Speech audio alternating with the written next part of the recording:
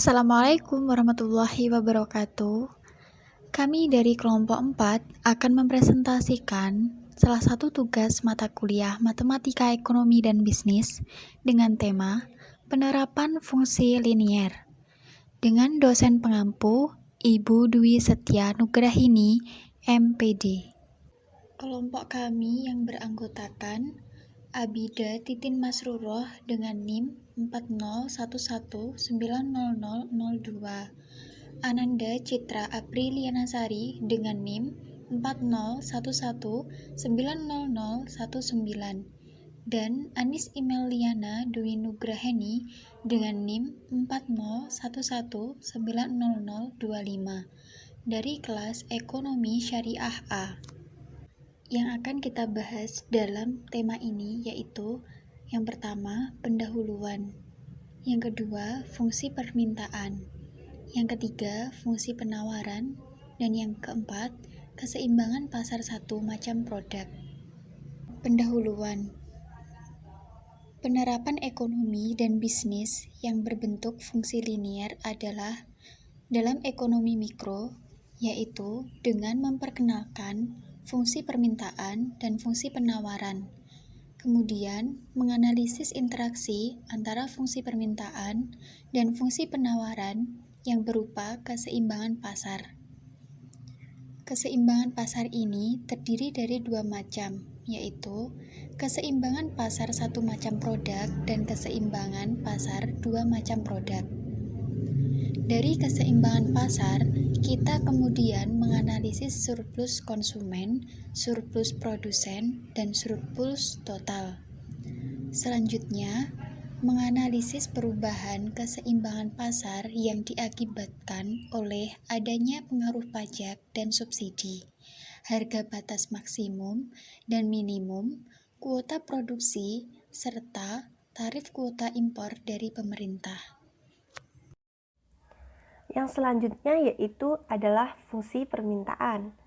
Fungsi permintaan menunjukkan hubungan antara jumlah produk yang diminta oleh konsumen dengan variabel-variabel yang mempengaruhinya pada suatu periode tertentu. Para ahli ekonomi berasumsi bahwa jumlah produk yang akan diminta atau dibeli oleh konsumen selama suatu periode tertentu tergantung pada 5 variabel utama, yaitu yang pertama, harga barang itu sendiri, yang kedua, pendapatan konsumen, yang ketiga, harga barang lain yang berhubungan, yang keempat, harga barang yang diharapkan pada suatu periode waktu mendatang, dan yang kelima adalah selera konsumen. Bentuk umum dari fungsi permintaan yaitu adalah Q sama dengan A plus BP. Hal penting yang perlu diperhatikan yaitu adalah parameter B bernilai negatif. Ini dikarenakan bahwa fungsi permintaan tunduk pada hukum permintaan, yaitu jika harga suatu produk naik, maka jumlah produk yang diminta oleh konsumen akan berkurang. Sebaliknya, jika harga suatu produk turun, maka jumlah produk yang diminta oleh konsumen akan bertambah, dengan asumsi variabel lainnya konstan. Sehingga langsung saya tulis P sama dengan A min BQ atau Q sama dengan A min BP. Keterangannya yaitu adalah Q berarti jumlah barang yang diminta, P berarti harga barang per unit, A berarti angka konstanta, dan B adalah gradien atau kemiringan.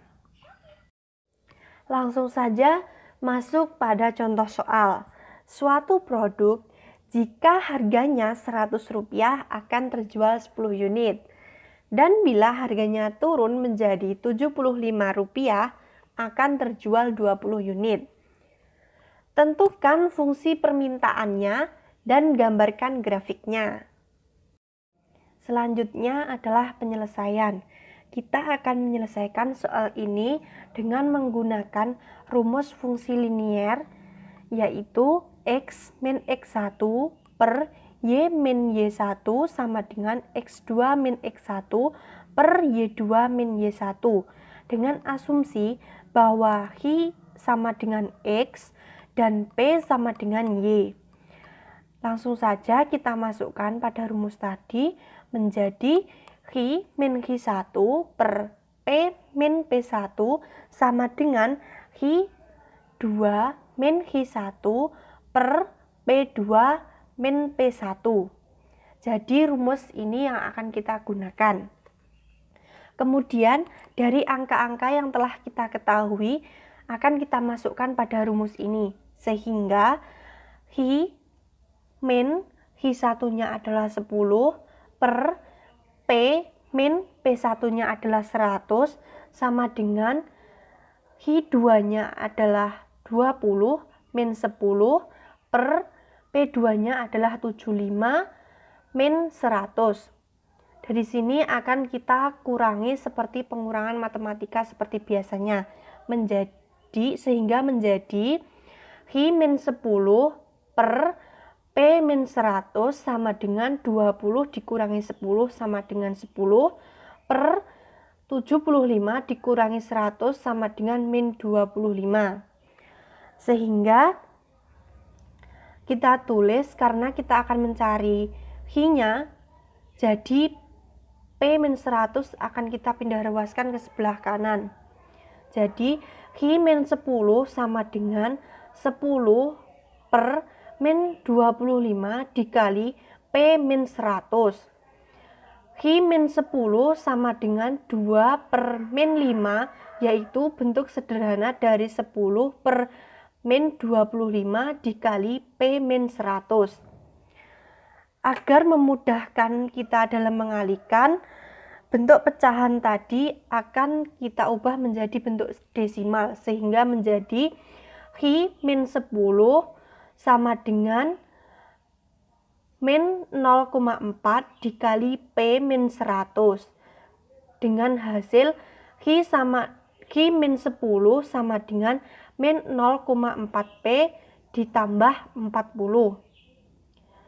Karena kita mencari Hi-nya, maka min 10 kita pindah ruaskan ke sebelah kanan menjadi positif, yaitu menjadi Hi sama dengan min 0,4 P ditambah 40 ditambah 10, yaitu hasilnya Hi sama dengan min 0,4 P ditambah 50.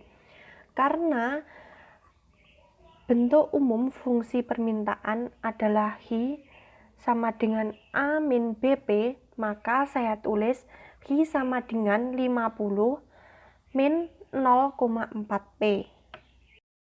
Setelah mengetahui persamaan fungsi permintaannya, kita akan mencari titik potong sumbu Hi dan titik potong sumbu P, yaitu dengan cara apabila kita mencari titik potong sumbu Hi, kita akan menganggap P adalah 0, sehingga kita masukkan persamaan yang telah diketahui tadi. Hi sama dengan 50 min 0,4 P, sehingga ditulis kembali Hi sama dengan 50 min 0,4 dikali 0 karena P tadi dianggap 0, sehingga Hi adalah 50. Jadi titik potong sumbu Hi adalah 50,0. Kemudian jika kita mencari nilai sumbu P, yaitu dengan menganggap Hi adalah 0. Langsung saja kita masukkan persamaan fungsi permintaan yang telah kita ketahui tadi, yaitu Hi sama dengan 50 min 0,4 P. Karena Hi adalah 0, maka ditulis 0 sama dengan 50 min 0,4 P. Karena kita mencari P, sehingga min 0,4 P kita pindah ruaskan ke sebelah kiri menjadi 0,4 P sama dengan 50. P sama dengan 50 dibagi 0,4 sehingga nilai P sama dengan 125. Jadi titik potong sumbu P adalah 0,125. Selanjutnya yaitu adalah kurva permintaan dengan persamaan Q sama dengan 50 min 0,4P. Pada slide sebelumnya telah diketahui bahwa titik potong sumbu Q adalah 50,0 dan titik potong sumbu P adalah 0,125. Sehingga titik Q berada di titik 50,0 dan titik P berada di posisi titik 0,125. Sehingga bila digambarkan kurvanya akan mempunyai kemiringan yang negatif, yaitu menurun dari kiri atas ke kanan bawah dan berbentuk garis lurus. Selanjutnya adalah kurva permintaan linier khusus. Fungsi permintaan linier yang mempunyai kemiringan 0 dan tidak terhingga itulah yang disebut dengan fungsi permintaan khusus. Pada gambar yang sebelah kiri, yaitu bila jumlah produk yang diminta berubah-ubah, maka harga akan tetap konstan P sama dengan A.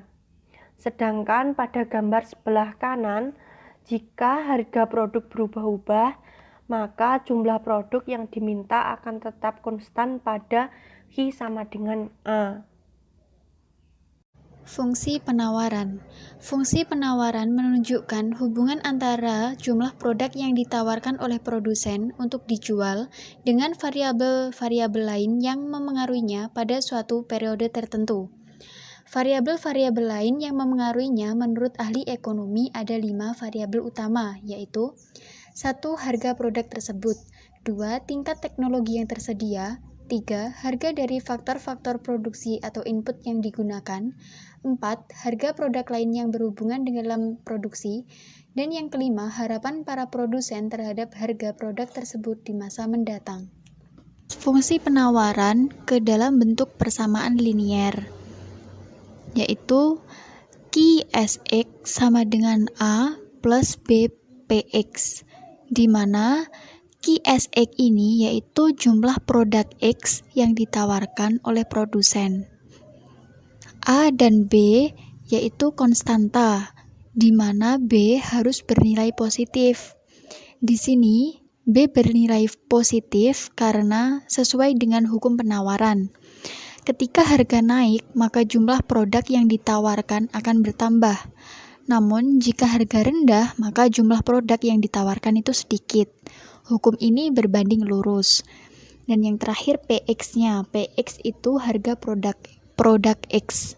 Contoh soal, jika harga suatu produk adalah Rp500, maka jumlah yang akan terjual sebanyak 60 unit. Bila harganya meningkat menjadi Rp700, maka jumlah produk yang terjual sebanyak 100 unit. Tunjukkanlah fungsi penawarannya dan gambarkan dalam satu diagram. Di kanannya ada penyelesaian. Diketahui P1 atau harga awal 500, P2 700, Q1 atau jumlah produk awalnya 60 dan Q2 yaitu 100. Rumusnya Q min Q1 per P min P1 sama dengan Q2 min Q1 per P2 min P1. Kita masukkan yang telah ada yang diketahui tadi menjadi Q min 60 per P min 500 sama dengan 100 min 60 per 700 min 500. Lalu Q min 60 per P min 500 sama dengan 40 per 200. 40 per 200 ini diperoleh dari 100 min 60 per 700 min 500. Kemudian Q min 60 per P min 500 sama dengan 40 per 200 ya. P min 500 ini berpindah ruas ke kanan. Jadi Q min 60 sama dengan 40 per 200 dikali P min 500. Supaya memudahkan untuk menghitungnya, 40/200 ini akan kita perkecil dengan masing-masing dibagi dengan nilai 40. Jadi 40 dibagi 40, 200 dibagi 40. Hasilnya Q min 60 sama dengan 1/5 dikali P min 500. Kita kalikan 1/5 dikali P, 1/5 dikali min 500. Hasilnya Q min 60 sama dengan 1/5 P min 100. Lalu min 60 ini berpindah ke ruas kanan karena digolongkan. Kemudian Q sama dengan 1/5 P min 100 plus 60. Kenapa plus? Karena di ruas kiri 60 itu min, sekarang berpindah ke kanan menjadi positif. Kemudian Q sama dengan 1/5 P min 40. Min 40 ini diperoleh dari min 100 plus 60. Ketika punya hutang 100 dibayar 60, maka hutang kita masih 40.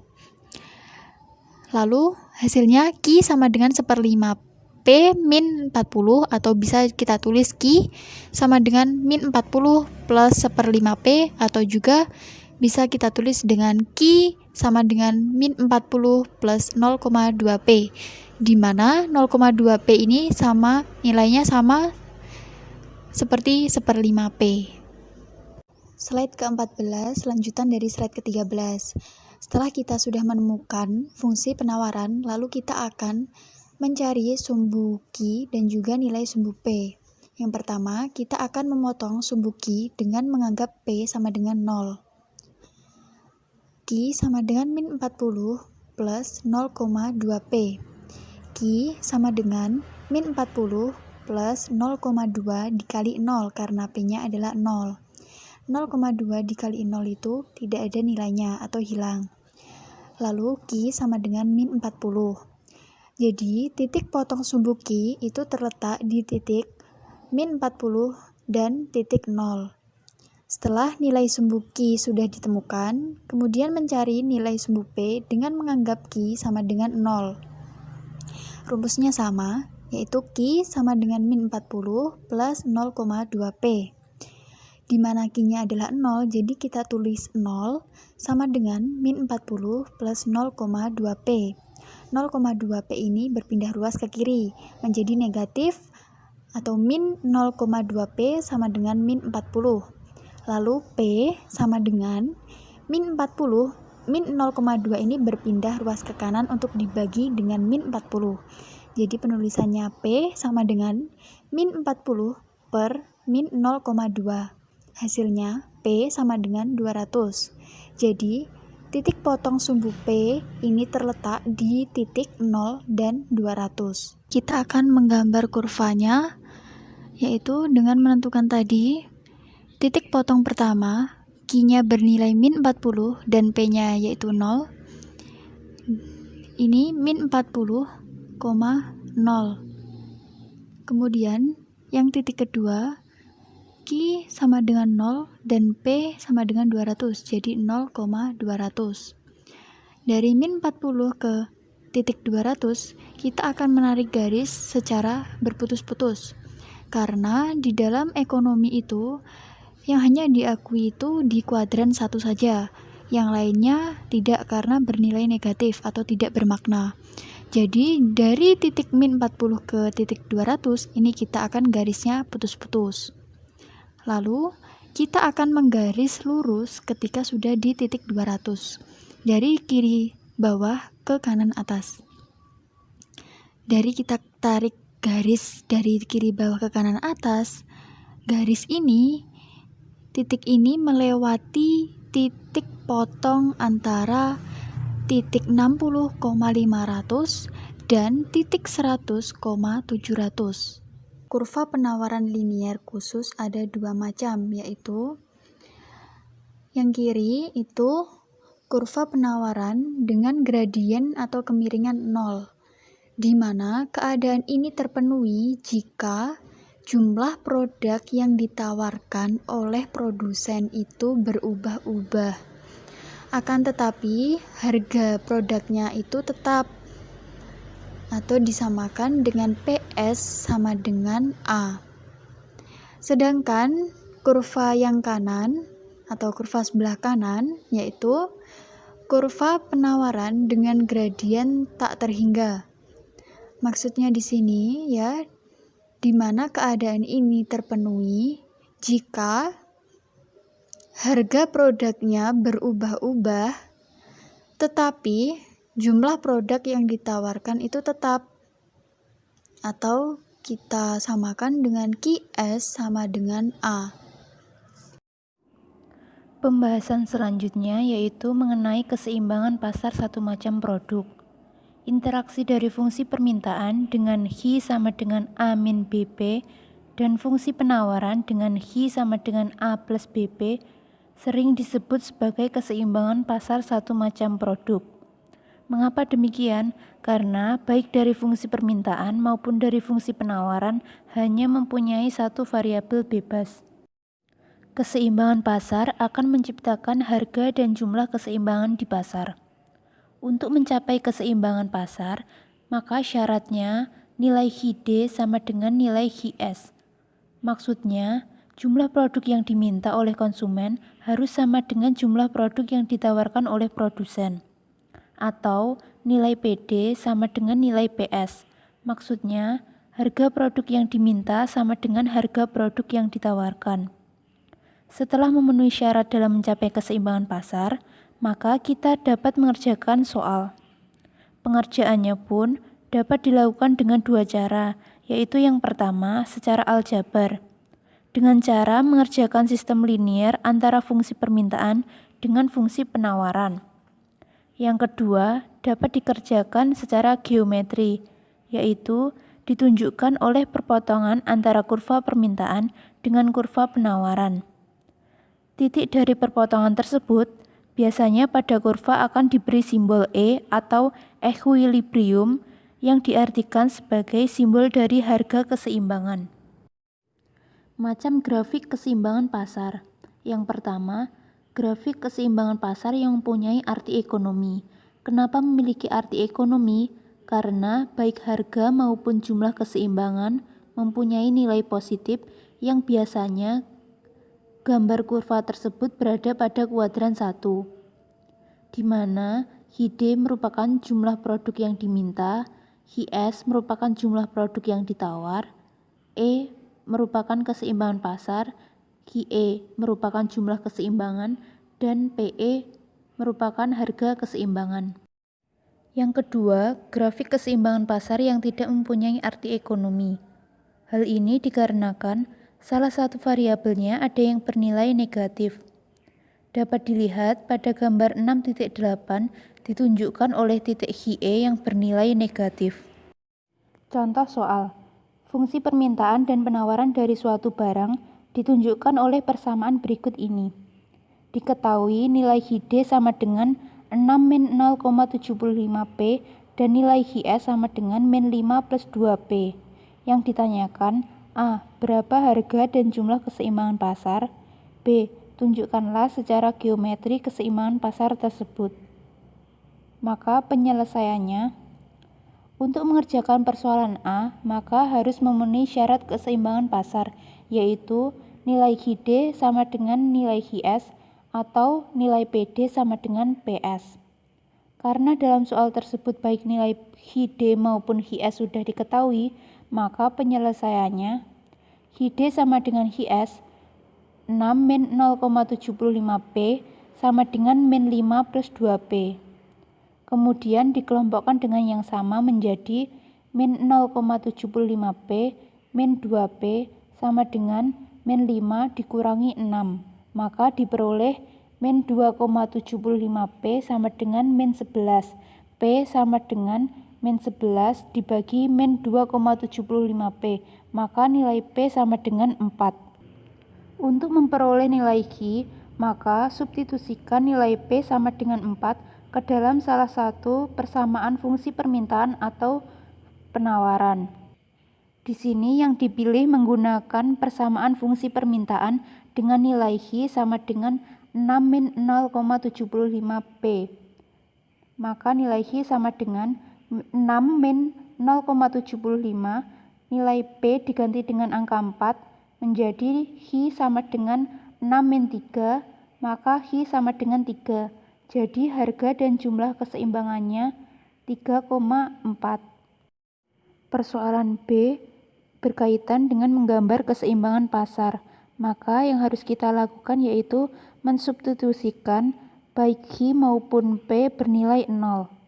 Untuk fungsi permintaan dengan Hi sama dengan 6-0,75P. Jika P sama dengan 0, maka nilai Hi sama dengan 6, sehingga titik potong dengan sumbu Hi adalah 6,0. Jika Hi sama dengan 0, maka nilai P sama dengan 8, sehingga titik potong dengan sumbu P adalah 0,8.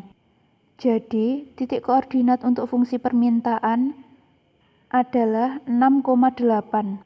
Untuk fungsi penawaran dengan Hi sama dengan -5 plus 2P, jika P sama dengan 0, maka nilai Hi sama dengan -5, sehingga titik potong dengan sumbu Hi adalah -5,0. Jika Hi sama dengan 0, maka nilai P sama dengan 2,5, sehingga titik potong dengan P adalah 0,2,5. Jadi, titik koordinat untuk fungsi penawaran adalah -5,2,5. Langkah selanjutnya yaitu menggambar grafik dengan memasukkan titik koordinat yang sudah ditentukan tadi. Akhirnya, grafik keseimbangan pasar akan terlihat seperti pada gambar 6.9. Sekian presentasi dari kelompok kami. Semoga apa yang telah disampaikan dapat bermanfaat dan menambah wawasan bagi teman-teman sekalian. Terima kasih. Wassalamualaikum warahmatullahi wabarakatuh.